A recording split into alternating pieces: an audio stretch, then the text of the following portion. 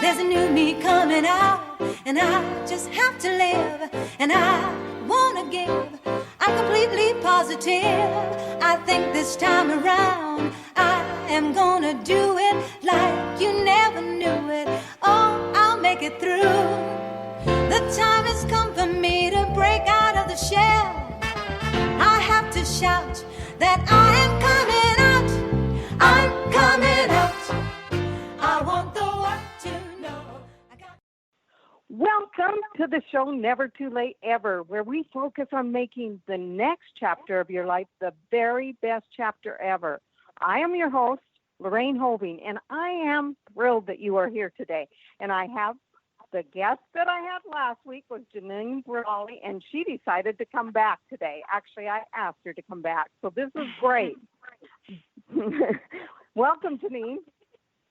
Thank you, Lorraine. Thanks for having me. This day could change your life, so please open your heart and your ears. Janine's and my desire is that you would hear something today, something that you can implement into your life to change your life forever. So let me tell you a little bit about Janine, and then we're going to jump in. Janine's talking today about women. Women, stop giving away your energy and power. And if there's men listening out there, that goes to you too. But stop giving away your energy and power. So I'm excited about the topic because that sounds great. So Janine Brolly works with modern, she said I was one, successful women worldwide who feel burnt out, unfulfilled, and that something is missing. Have you ever felt that? Something is missing, something in spite of being successful. She believes it's an epidemic how so many successful women are just living.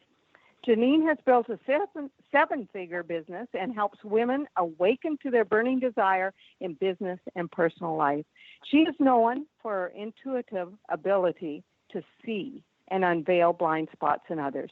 She is a best-selling co-author, international speaker, facilitator, founder of the Inspire Women's Business Network, which is going great guns, and founder of the Burning Desire Awakening. Welcome, Janine. How are you doing today? I'm doing great. How are you? Good. I'm all excited about talking about energy and power because those are two words that I love, and as I've gotten older, they've become very prevalent in my life. The energy I have is sometimes off the charts and sometimes drives my husband crazy. So I want you to explain. Let's get right into this because this is a good one. What do you mean when you say giving away our power and giving away our energy? What do we do as women or even men? How do we give that up? Yeah, great start. So, I just want to first start off by, yes, this is a little more prevalent to women, but I know both men and women can relate to this. So men, please don't go away. And also another way you can support women in your life, right? So it's for men and women. We love you. We love the men too. Out there. There we go. But women, I'm sorry, we are a little more, it's more of an issue for women, and you'll see as we get along. And I know energy and power, that can be quite fluffy words sometimes, so let's try to make it tangible. And when I say giving away your energy and power, I'm not talking about eating properly, resting, exercise. However, being a health professional, those things are really important, but I'm talking about the less obvious ways and the ways that may be unconscious, and we almost all of us do this. And so their energy drains, their energy leaks. And it's all around how we're not fulfilling ourselves, how we're dismissing ourselves, or we're going outside ourselves or suppressing ourselves. And I call these all forms of abandonment, self-abandonment, which is kind of like, ugh. So do you want me to jump into the different ways? So you call it self-abandonment? I do, because instead of we're not taking we're not taking ownership of who we are, and so we're looking outside ourselves, and we're dismissing ourselves, and we're abandoning ourselves because a lot of times we wouldn't do this to a loved one, but we're doing it to ourselves. Right. Hmm. A good way of looking at that, because that kind of gives me a word picture. We wouldn't abandon other people, but oftentimes we abandon Yes. ourselves. Yeah. Yeah. And also to add to that is, I talked a little bit about this on the last show, but too often I find that, whether it's, different programs or in social media or out there, we're jumping to step 2, which is like, vision boards, manifestation, and that's all around the creation and putting it out there, which is great. But there's a step that we're missing, and that's the step 1 is, I talked about this last week too, is the awareness. How are we really showing up now? What are our beliefs, our thoughts, our patterns right now that may need to be examined and looked at so that we can move to step 2, that creation, the vision boards, and, but I feel like we don't want to look at that. But if you don't look at it and you try to go to step 2, you're just going to slow yourself down and you're going to stay in that until we look at it. Does that make sense? Right. Very good point, because often we put on, it's almost like we put on a Band-Aid and we didn't take care of what was underneath the part of being aware. And so we do the fluff with the vision boards and wonder why we don't feel better, and we do all of that, but we haven't drilled down to the awareness of who we are and feeling our worth first. So absolutely. So on giving up our energy and power, you say there's 3 ways that we give our energy up. What would those ways be? Yeah, and I am being a little bit general, but it really gives us it gives it context and something we can really, chomp into. So the first way is what I call the doer. So many men and women, but women sometimes with all our multiple roles, and we become human doings. And we've heard this before, we're not human beings, we're human doings, but it's that sort of go, busy, and we're pushing through life. We don't have a lot of flow. And so we're in our head, we're pushing, so we're tired and burnt out. And quite often we're afraid to feel. So we're running from whatever that is underneath that wants to be expressed or felt. And so we can spend our whole life running from these feelings. And so quite often you see people, and, I was a culprit of that too, is, go, busy, and burnt out and tired. And finally when I went, wait a minute, like, what am I actually running from? Right. And so, right. And I think our society, we don't honor being, right? A lot of Eastern cultures, they'll value being. And, some schools start with meditation every morning. We're like, meditation, it's come a long way, but, just so. And at some point I would love to share, before we end this call, I would love to share a little exercise around that when we get to that point, because don't let me forget. I just remembered an exercise. Okay. I won't. I like what she's saying here, human being or human doer. So when we're a human doer, we're caught up in the busyness and not listening and ignoring ourselves. But we are actually need to be a human being. We need to be. So that's really good. Yeah. Okay. And I'll share a quick little story.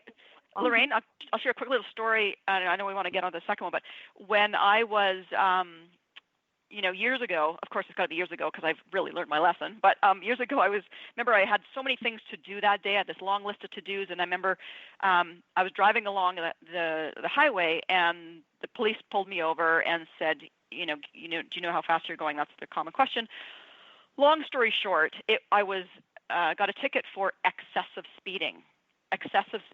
And previous to this, I had got a ticket for not stopping completely at a stop sign. And now I'm getting not stopping, but now excessive speeding. And he not only gave me a hefty fine, a ticket, but he said, give me your car keys, please. I said, what? And so he actually took my car, called the tow truck, and impounded my car for a week. And, I'm not proud of this moment, but I'm sharing this because we do this in life. We do this where we just go so fast. We're on autopilot. We don't even realize how fast we're going, and we're not even present to the moment. We're like missing the boat completely.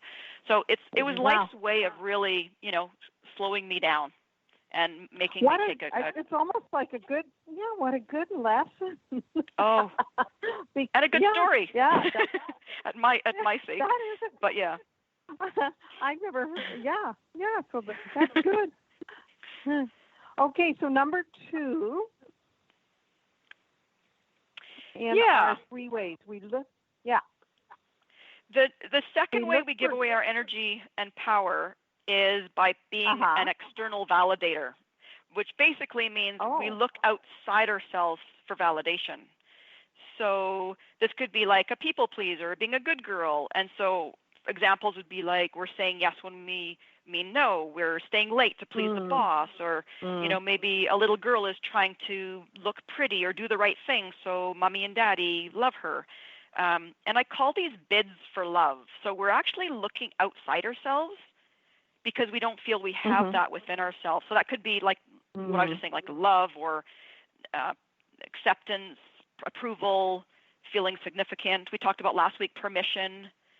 So we're looking outside ourselves because we don't feel like we have it within ourselves, which is not true, but there's an unconscious payoff, right? So again, we're giving up ourselves instead of giving of ourselves. So we're actually giving away part of ourselves, and it goes back to that self-abandonment. So, we end up settling, we're hiding, we're playing small, and, taking care of others at the cost of ourselves.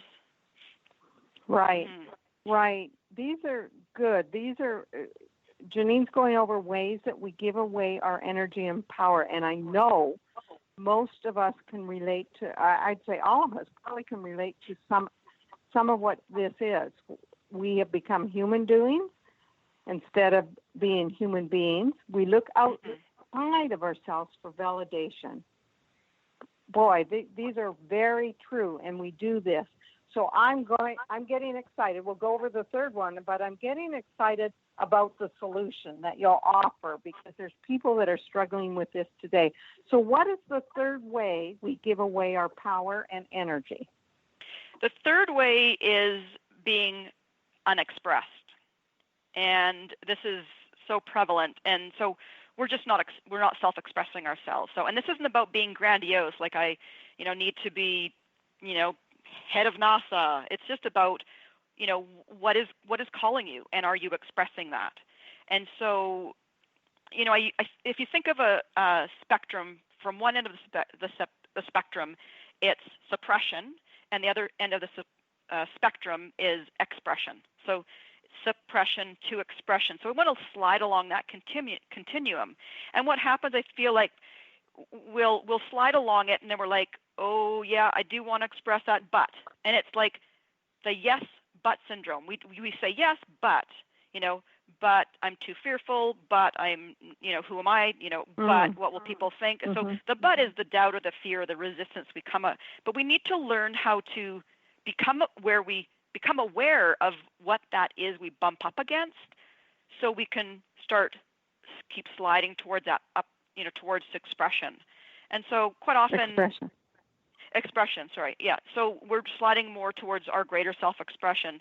But quite often it's because we are, I think I referred to this last interview, was that we wear these badges, like it's not okay to be me. It's like, I'm not worthy. I'm not deserving. What will people think? So we have this feeling of devaluing ourselves, that it's not going to be okay to be ourselves. Yeah, yeah.